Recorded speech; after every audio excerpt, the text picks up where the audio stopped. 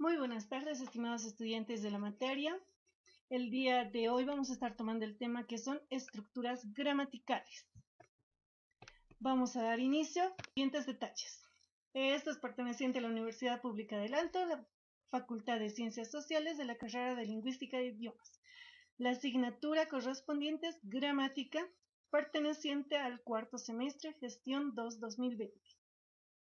Mi persona, licenciada Yamilka Jerusalén Maida, y la licenciada Jenny Celia Cusicanqui Maldonado, estaremos desarrollando lo que son las estructuras gramaticales. Vamos a dar inicio con las competencias a lograr en esta unidad. De inicio vamos a dar con lo que es el análisis de las estructuras gramaticales, así también tomando en cuenta diferentes situaciones que introducen al estudiante al manejo de reglas estructurales dentro de la lengua castellana, ¿no? Para que el estudiante tenga una mejor redacción y sepa reconocer las estructuras. Así también vamos a mencionar lo que son los parámetros de evaluación, ¿no? Dentro de los parámetros de evaluación tenemos lectura de textos, que es el 20%, esquema, que es el 10%, portafolio personal y físico, vamos a ponderar a 50%, y las actividades en Kahoot al 10%, afiches o post-it 10%, que sumado todo esto da un total del 100% en la asignatura. Así también vamos a mencionar la estructura oracional con las estructuras gramaticales. Bueno, confundámonos un poco. ¿Es correcto decir se recibieron a los 9 embajadores? Vamos a ir respondiendo posteriormente a estas preguntas. ¿Es correcto decir mañana se llegará a los 40 grados? Bueno, vamos a responder a estas interrogantes a continuación. ¿Es correcto decir se recibieron a los 9 embajadores? No. ¿Por qué? Porque esta oración presenta una anomalía en la concordancia. Es una oración que refleja a las oraciones impersonales, las cuales carecen de un sujeto. Es decir, el sujeto está implícito, no está presente en la oración, por lo que el verbo no debe concordar con ningún otro elemento de esta oración. De esta forma, podemos mencionar que lo correcto es decir, se recibió a los 9 embajadores, de manera singular, ¿no? Cosa que tenga concordancia con la oración. La siguiente interrogante, ¿es correcto decir mañana se llegará a los 40 grados? No. ¿Por qué? Porque en el enunciado se emplea el verbo llegar, concordando con el complemento preposicional que inicia la preposición a y confundiendo la impersonal que refleja con la construcción pasiva, ¿no? Entonces, en todo caso, lo correcto es mencionar mañana se llegará a los 40 grados. Nuestra siguiente interrogante, que ¿es correcto decir se esperan alcanzar los mejores resultados? No. ¿Por qué? Porque tiene el error de la concordancia que mencionamos desde un inicio, ¿no? El sujeto del verbo esperar es alcanzar los mejores resultados que llega a tener el rasgo de tercera persona en singular. Además, que el verbo esperar no puede formar perífrasis verbal con el verbo alcanzar.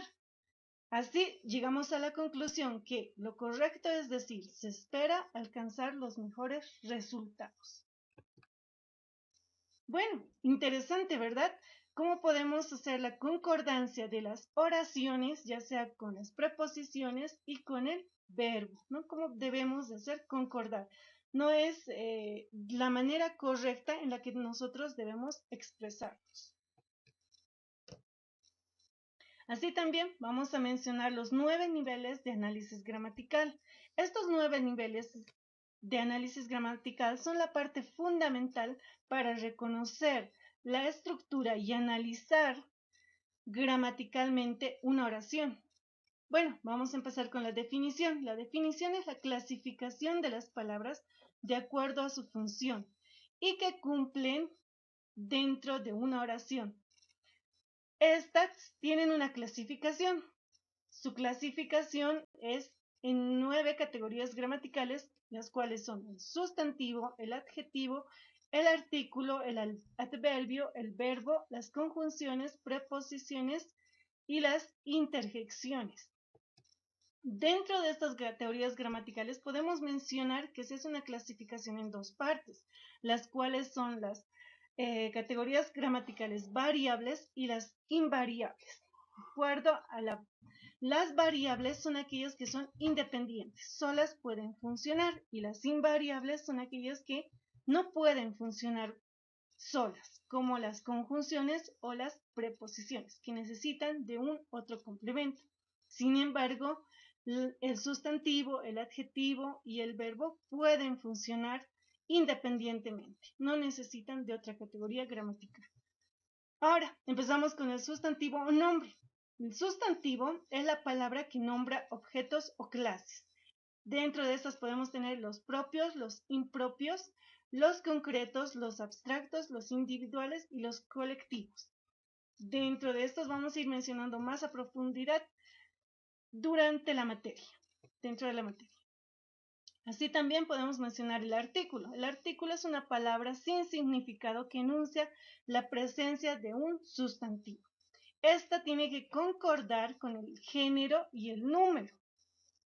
También una de las funciones básicas del artículo es determinar el género del sustantivo.